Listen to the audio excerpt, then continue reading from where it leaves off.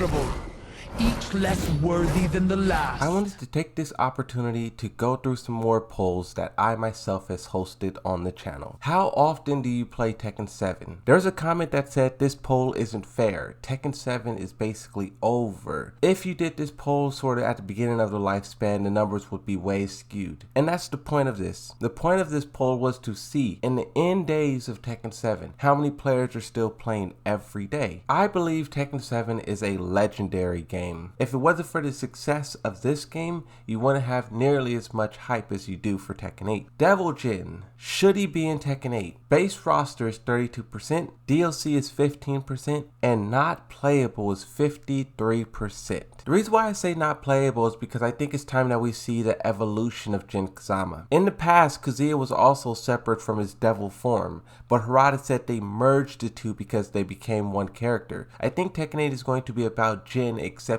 his devil form, and as such, when you master it, the two become one. In terms of story and lore and what they set up in the past for Kazuya, Devil Jin should just fully become a part of Jin and not be playable. For Eliza, the result is kind of similar. Should she be in Tekken 8? Eliza's a 2D character, so she automatically gets a bunch of hate because of Akuma and Geese Howard, but in my opinion, she never really did anything to justify all of the hate. Yes, she's a powerful character, but which character isn't powerful? Her simply being hated because she's 2D, I feel like the character never really had a chance. And with the heat system, I feel like they could do something special with her. Tie all of her 2D mechanics specifically to the heat system. I feel like that would be an interesting way to balance the character. This character also has an unlimited amount of potential when you talk about story. At least use her to enhance the stories of characters who will return. Don't just discard her and act like she never existed. In my opinion, that's a mistake Tekken made too many times in the past. Which characters should return in Tekken 8? Anna Williams, Christine, Julia, or the female version, JC, Kazumi, or Kunimitsu? I chose Kunimitsu because I feel like this character has the best trajectory. They did really well in Season 4 DLC. I don't know if that's because the character's pay to win and that's why people like the character.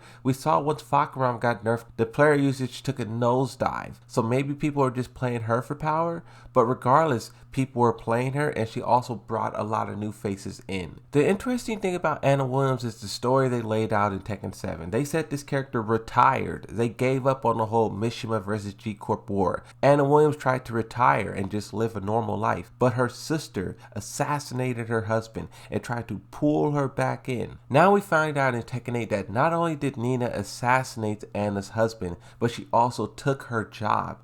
Now Nina is the one who's working with Anna. We have to ask the question, where does Anna fit in all of this now? If they really wanted to get interesting, I say take it old school. Pair Lei Shao Kahn and Anna together. Continue that story arc that was being told to us in Tekken 1 and Tekken 2. What is the best mechanic Tekken 7 introduced? I was tempted to choose Rage Drive as well, but I feel like Rage Drive has a few flaws, and this is why it was replaced by the heat system. Number one, I feel like the effectiveness per character differs wildly. Number two, I feel like certain characters have a brain dead, easy to input Rage Drive, and then you compare that to other characters whose Rage Drive is super difficult to execute, especially in high octane moments. Those are the only two reasons that I feel like the Rage Drive wasn't as successful as they would like. If you watch Tekken 7 gameplay, you really don't see people use Rage Drive that much unless their characters has a really busted one or the character has a really simple one to input. But other than that, people won't bother. They usually will pick the Rage art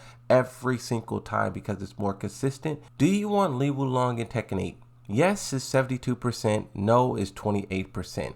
In the comment section, a lot of people were saying, why is everyone voting yes when no one plays this character? This fighting style is iconic and will forever be a part of Tekken. But when no one plays the character, it's hard to justify a spot being dedicated to them in every single roster. Should Tekken 7 receive one final update? I voted yeah 2 weeks ago, but after playing the Tekken 8 beta, I don't know if that's actually a reality. So there's two parts to this. Some people say they should do a final balance update, which I could could care less about. I think Tekken 7 has about 10 months left at best, and there's no real reason to bounce the game for 10 months. When I think of final update, I think a netcode update. They told us they were working on it at the very beginning, but it seems like they sort of forgot about that. We'll see at EVO if they're still working on it or not, and if they have something up their sleeves, but I feel like that's the only thing that they should be focusing on. When the nostalgia hits and you want to return to play this game, you simply won't be able to, and I feel like that will be a tragedy because Tekken 7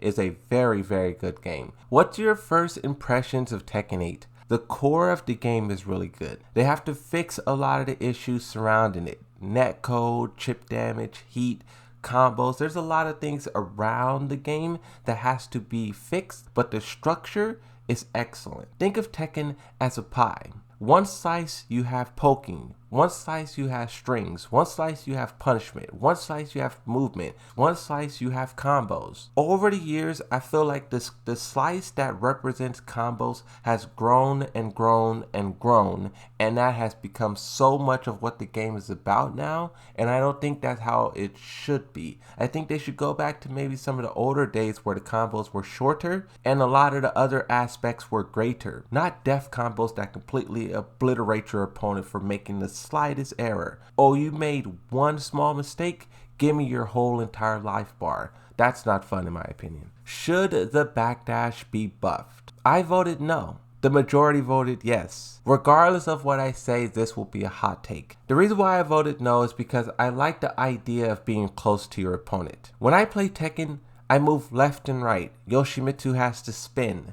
I utilize that spin to move around the opponent, to evade, but I also want to stay right there next to you. When you make a mistake, when you do something predictable, I want to capitalize off of it and execute. I'm not the kind of player that sits back, play around with the spacing and whiff punishing. I don't think that's interesting in my personal opinion. I don't want the round to be decided because you had bad spacing or you had bad timing. When I win, I want it to be because I was absolutely smothering you. You had no options and I just dominated. That is how I like to play. Aggression in Tekken 8 perfectly suits my play style. I do agree though that they have to strike a balance. You can't have this super aggressive gameplay with literally no way to defend yourself. Which character should return in Tekken 8? At the last minute, I thought it would be really funny to add none of the above just to see who voted on it, and it turns out 20% did. However, I was surprised to see Fang Wei wins with 37%. I would not have predicted that. Fang Wei has went on an incredible journey throughout Tekken 7.